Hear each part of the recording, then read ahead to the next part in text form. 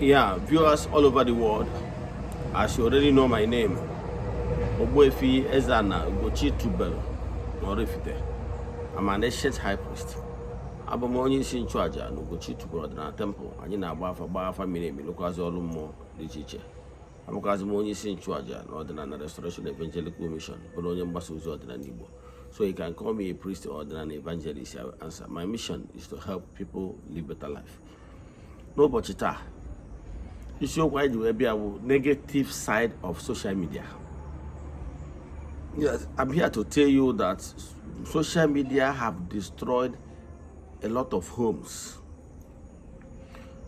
relationships, marriages, and social media has destroyed a lot of spiritual growth of people, especially as a concern Igbo spirituality.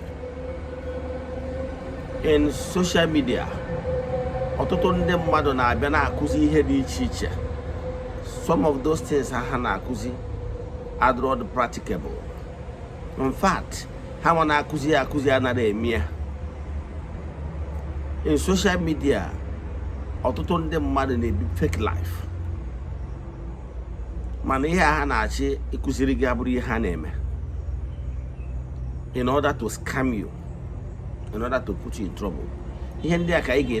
But before we dive into today's lecture, important announcements. We are still in the month of July. Our monthly ritual is still ongoing. You can join us anywhere you are all over the globe. Yes, distance is never a barrier in all we do in the temple. This is to go in the temple, go for all over the world. The friends of the temple, the children of the temple, members of the Restoration Evangelical Mission and consecrated group. We keep doing this way till the last of the month.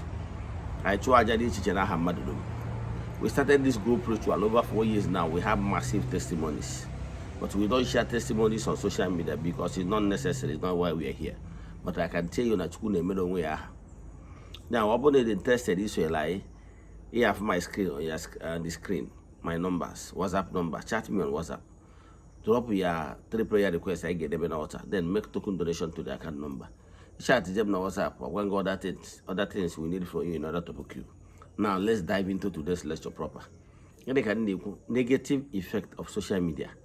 I'm here to tell you that no total marriages and relationship fell.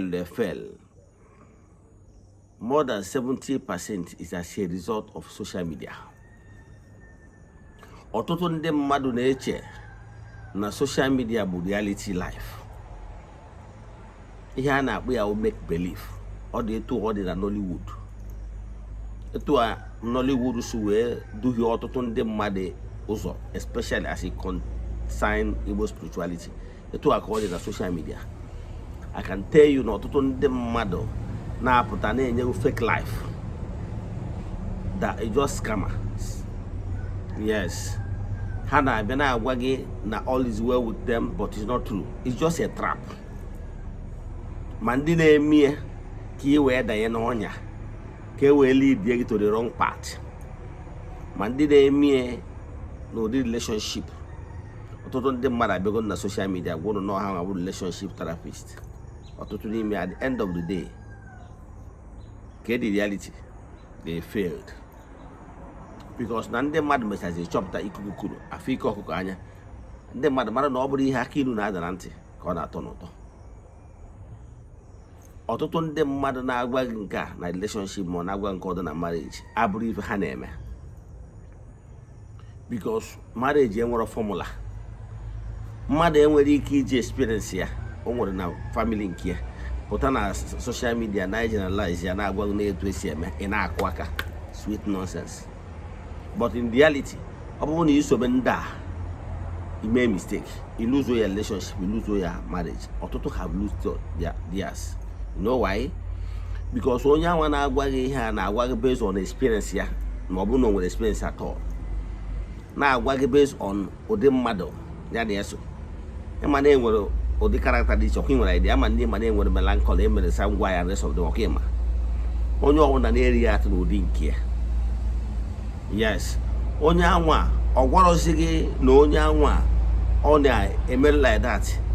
because there were so many things more matter. You hear mother for Nando, social experiences and upbringing. Melunwoke Mobwa and Abawa to say Abawa. So imagine how when you're on social media, whether you will compare when you Guinea Binono, more when you Guinea with friends, because we reason differently for various reasons. On the two good, not trusted. They love genuinely without reservation. Then, they love with caution. They find it difficult. They find it difficult to trust. So many factors. There are many images you have on social media where better than reality life. Or in marriage or relationship. Onye gini ya na-emekọ ihe bụ onye kwesịrị ịmụ. Malụ the best method ị ga-eji wee sie by irubere isi, by key in into the person's vision ka o wee dabara ọnụ. Any other thing mmadụ na-agwa na social media bụ abrakadabra. Nchi ọ dị. Ka ọzọ nchọrọ ịkọwalụ as it affect spirituality. Ị bịa na social media especially Igbo spirituality, enwere a lot of teachers. Lots of teachers. Onye ọbụla na-akụzi ihe. Ọtụtụ ihe ha na-akụziri gị abụrụ reality. Ọtụtụ ihe ha na-akụziri gị ha nwee mebere experience. Ọtụtụ ndị ga-abịa na social media sị gị weta nke ka i wee lụọ ọrụ mmụọ dị etu a. O chefuzie ịgwa gị o nwere ike ọ bụrụ na ọ marọkwu. O chefuzie ịgwa gị na-enwere mmụọ eji epropel ọrụ. Na ọ bụgoro na iwetasị ihe ndị enwere mmụọ na-aba aka ya ka o wee bịa into fulfillment. Nchi ọ dị. Etu a ka ị ga-apụta fụ ọtụtụ ndị na-akụzi so many things. And ihe ahụ na-akụzi dị contradictory to your own mmụọ. Eziokwu na anyị ma na enwere ihe bụ Igbo tradition. Yes. Mana anyị makwa na enwere ọdịbendị. Anyị makwa na enwere ihe sochi, mmụọ sochi, maka na ihe ndị na-eri ka ndị na-asọ. Na mụnwa enwere m nsọ. Enwere m nsọchi m. Nsọchi m nwere ike ọ bụrụ nsọchi gị. And therefore, ihe wọkụrụ gị nwere ike ọma wọkụrụ m. Example, adị m agwọ ọgwụ of any kind maka na chi m na-asụ ọgwụ. Mmetụ ọgwụ aka ọgwụ alụọ. Mana ọ nwere ndị nke ha pametrie bido n'ihe so ha bi ụwa. Bido n'okike. Bido na ụdị mmadụ ọgwụ na ihe a chọrọ ka o mee and ihe ọ katara n'akara ụwa ya na ihe ụwa ya. Ịghọtara ya? Etu ahụ ka ọ dịkwa na etu anyị si ebi ndụ differently. So sometimes spiritually ụfọdụ ga-apụta kụziere gị ihe ya bụ inekata anya. Ị na-ajụ onye nwere nkụzi nke a ọ just na ọ na-create content. Ị na-agba n'aka, ị na-agba n'ụkwụ. Ya bụ nke mbụ ka anyị gbalụ ụdị mmadụ anyị na-eso.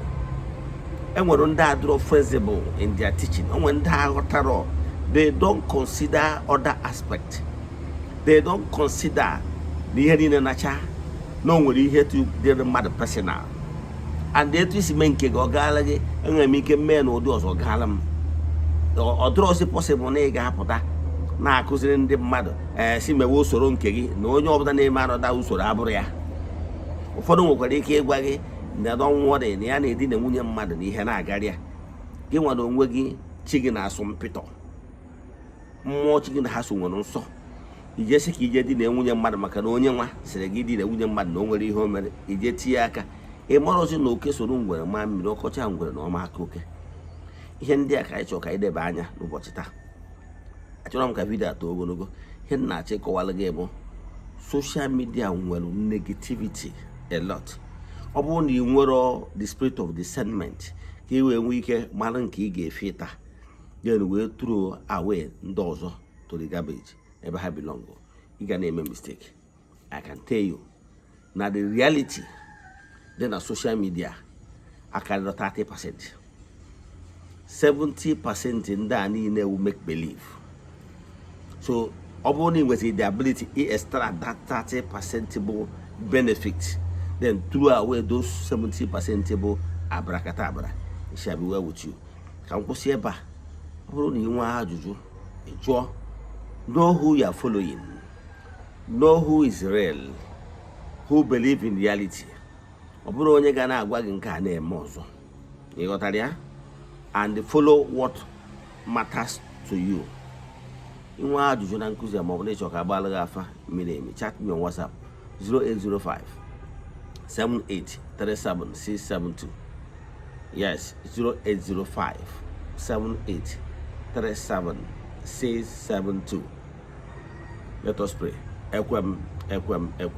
Ekwere m na Chineke. Ekwere m na ọ dị ihe siri m ike nke Chineke na-apụghị izi m ụzọ m ga-esi luwo ya, n'ihi na ọ mazuru ihe niile. Obi m siri ike na Chineke emeworo m ya. Ya gazie. May the blessings of Chukwu oke pụrụ ime ihe niile be with you all. May you be protected, may you be blessed now and forevermore. Ya gazie. Udo dịrị ọnụ.